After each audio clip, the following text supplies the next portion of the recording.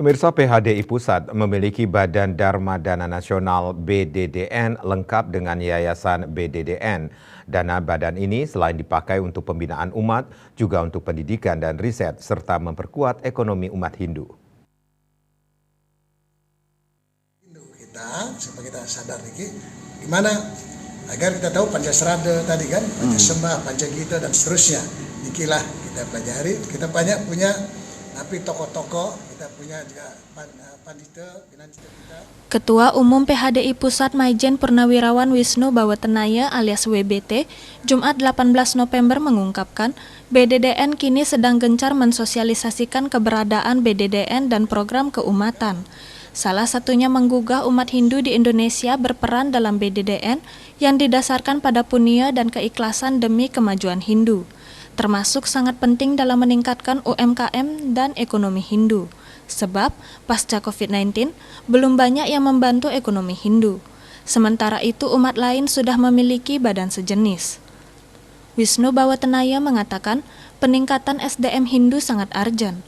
Makanya kolaborasi antar umat sangat diperlukan. SDM tak hanya menyangkut sumber daya manusia, namun juga soal lain yakni sadar, dharma, dan matang SDM. Sadar bahwa kita semua bersaudara, sadar juga dengan mengendalikan diri pada panca indera atau dasa indera dan tentunya tetap berpola pikir positif. Kemudian dharma yakni menjalankan tugas kebenaran berupa dharma wacana, dharma yatra, dan lain sebagainya. Termasuk pengelolaan BDDN berlandaskan dharma. Di samping itu perlu kematangan dalam segala hal agar umat Hindu mampu bersaing di era global. Model pengumpulan dana BDDN ini mengutamakan dharma dan dipertanggungjawabkan secara transparan. Caranya bisa berupa pemotongan gaji bagi PNS, TNI, dan Polri dan penghasilan bagi pengusaha atau umat Mapunia secara sukarela. Untuk itu, dia minta semua komponen umat Hindu ikut berpartisipasi dalam BDDN. Jadi sadar, jadi umat Hindu kita, supaya kita sadar ini, gimana agar kita tahu Pancasrada tadi kan, Pancasembah, Pancagita dan seterusnya. Ikilah kita pelajari, kita banyak punya, tapi tokoh-tokoh kita punya juga pandita, finansial kita juga ada. Datangi ke purinya, datangi ke gerejanya, kita minta nasihat, ditutur, ya kan? Nah ini karena kita pernah juga dengar ini Ibu Kartini nyampaikan agama menjauhkan kita dari perbuatan dosa, yang perbuatan yang jahat, yang itu kita tinggalkan. Maka hari ini banyak orang berbuat dosa, berbuat yang jahat atas nama agama, kepercayaan. Jadi hati-hati kode-kode, jangan kita goyah. Maka itu tadi sadar, ya. Sadar tuh eling ring bisa mau. D-nya tuh dewasa. Kalau orang dewasa mampu memilih baik buruk benar salah, ya kan? Dia tahu tinggi rendahnya supaya nanti kesandung-sandung kan, dia yang dewasa. M-nya matang. Ketua BDDN PHDI Pusat Trihandoko Seto mengungkapkan, BDDN adalah lembaga sah PHDI dan umat Hindu. Ketua BDDN PHDI Pusat Trihandoko Seto mengungkapkan, BDDN adalah lembaga sah PHDI dan umat Hindu, terbuka menerima masukan dan punya umat. Dana ini akan digunakan untuk membantu sulingkih dan pemangku, bantuan sosial kemasyarakatan, pembinaan umat, peningkatan UMKM dan ekonomi keumatan, pendidikan dan riset, serta investasi.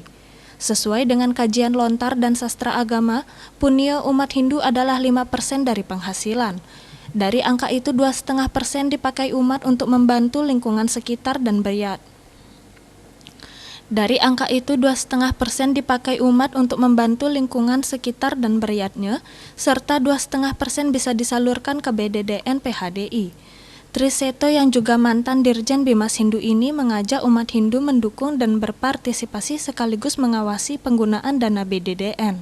Untuk sambutan daerah, saya akan berikan gubernur itu supaya seluruh ASN,